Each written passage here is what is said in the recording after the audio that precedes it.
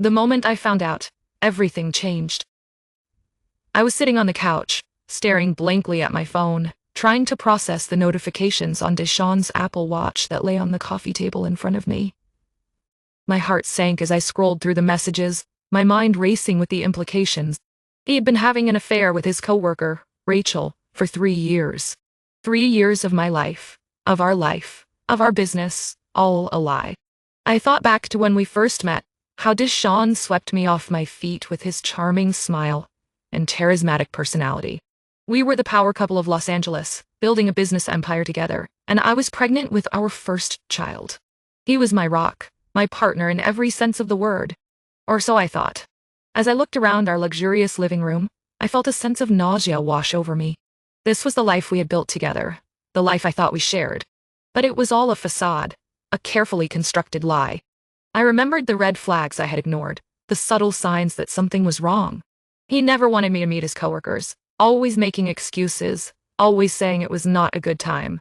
He stopped saying, "I love you" first, and when I brought it up, he just shrugged it off, telling me I was being too sensitive.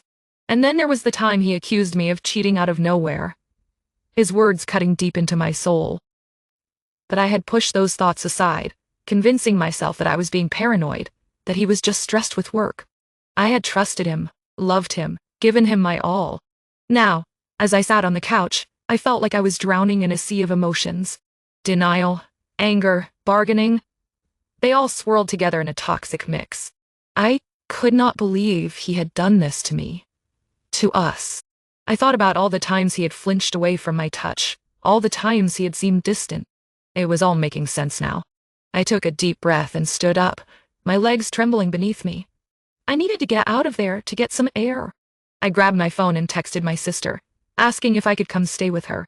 I did not know what I was going to do, but I knew I could not stay here, not now. As I waited for my sister to pick me up, I could not help but think about the business we had built together. What was going to happen to it now? Was I going to have to fight to keep it, or was he just going to walk away? Doorbell rang, and I grabbed my bag, my heart heavy with emotion. I opened the door to see my sister standing there, concern etched on her face. "Hey girl, what's going on?" she asked, as I fell into her arms. I took a deep breath and let it all out, the tears streaming down my face as I told her everything. She listened, her arms wrapped tightly around me, her voice a soothing balm to my soul. When I finally calmed down, she handed me a tissue and said, "You need to talk to someone, sis. I am going to set up an appointment with your therapist." I nodded, feeling a sense of relief wash over me. Maybe, just maybe, I could get through this. The next few days were a blur of tears, therapy sessions, and soul-searching. My therapist helped me see a pattern of abuse, the way DeShawn had manipulated me, using my love against me. It was a hard pill to swallow, but I knew I had to face it head-on. As I sat in my therapist's office, I felt a sense of clarity wash over me. I realized that I had been living in a state of constant fear, always walking on eggshells, never knowing what would set him off. But I also realized that I had the power to change that. I had the power to take back control of my life. With newfound determination, I started to make plans. I started to see a financial advisor, to get my business affairs in order. I started to distance myself from DeShawn, to create boundaries.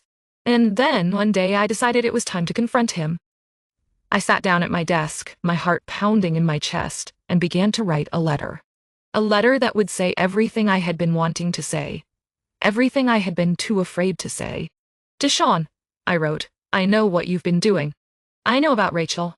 I know you've been lying to me, manipulating me, using me. I know you've been having an affair with her for 3 years. 3 years of my life, of our business, all a lie." I paused, taking a deep breath. My hands were shaking as I wrote, but I knew I had to keep going. "You've broken me, DeShawn. You've broken my trust, my heart. But you know what?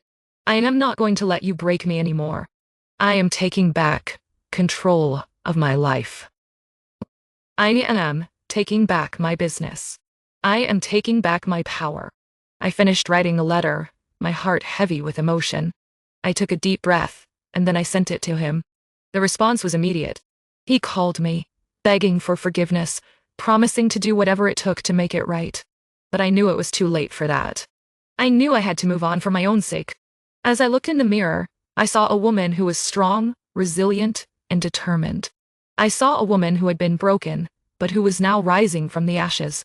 I took a deep breath, feeling a sense of peace wash over me. I knew I still had a long way to go, but I was ready for the journey. I was ready to reclaim my power, to take back control of my life.